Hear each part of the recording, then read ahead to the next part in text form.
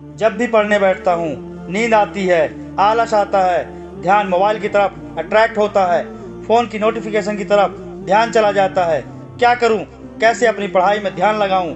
पढ़ाई छोड़कर हर काम अच्छा लगता है, मोबाइल चलाने का मन करता है, दोस्तों के साथ गप मारने का मन करता है, और तो और ध्यान लब की तरफ अट्रैक्ट होता है।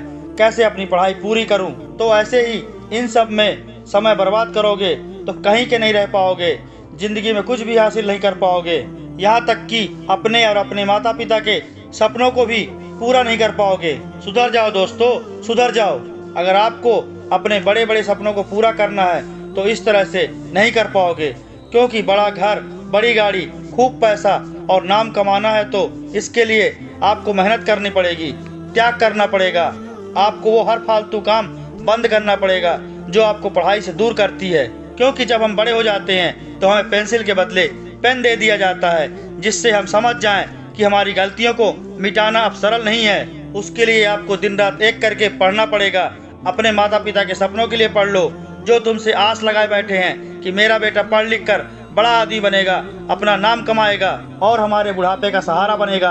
आप तो अपने माता पिता की उम्मीद हो, तो क्या आप अपने माता पिता की उम्मीद को तोड़ोगे? आप पढ़ाई नहीं करके इनका दिल दिखाओगे। लेकिन अब मेरी बात ध्यान से सुनो। आज से अपनी पढ़ाई को लक्ष्य बनाकर पढ़ाई करो और अपनी पढ़ाई को एंजॉय के साथ पढ़ो। फिर देखो आपकी नींद कोसों दूर भाग जाएगी। जिन्हें फालतू के शौक होते हैं उन्हें सबसे ज्यादा नींद और आलस पढ़ाई के वक्त ही आता है। आपको एकाग्रता के साथ पढ़ना होगा और साथ ही साथ पढ़ने में रुचि जगानी होगी। अब आप सोचोगे कि एकाग्रता कैसे आएगी, तो मैं आपको बता दूं, एकाग्रता कोई जादू से नहीं आती, इसके लिए अभ्यास की जरूरत होती है। इसलिए पहले तो पढ़ने के लिए अभ्यास करो, मतलब पहले 5-6 घंटे लगातार पढ़ने की प्रैक्टिस करो। धीरे धीरे कुछ समय बाद आपको लगातार पढ़ने का अभ्यास हो जाएगा। आप पहले वही पढ़ने का अभ्यास करो जिसमें आपकी रुचि सबसे ज्यादा हो, जो पढ़ना आपको पसंद हो। बस यही बात आपको समझना है।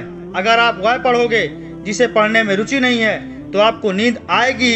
आप जो भी पढ़ो उसके नोट्स बनाओ और बीच बीच में उसे भी पढ़ो। दोस्ती यारी इन सब से दूरी बना लो।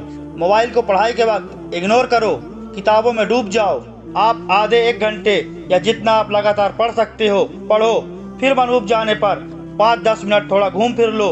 ऐसा करने से आप फ्रेश हो जाओगे, तब दोबारा पढ़ने बैठ जाओ।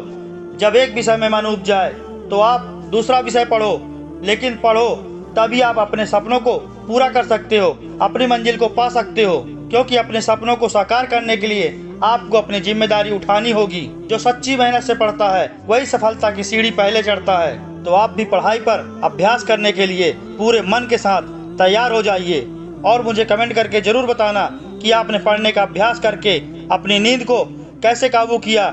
मैं भी आपसे कुछ सीख लूंगा। जय हिंद।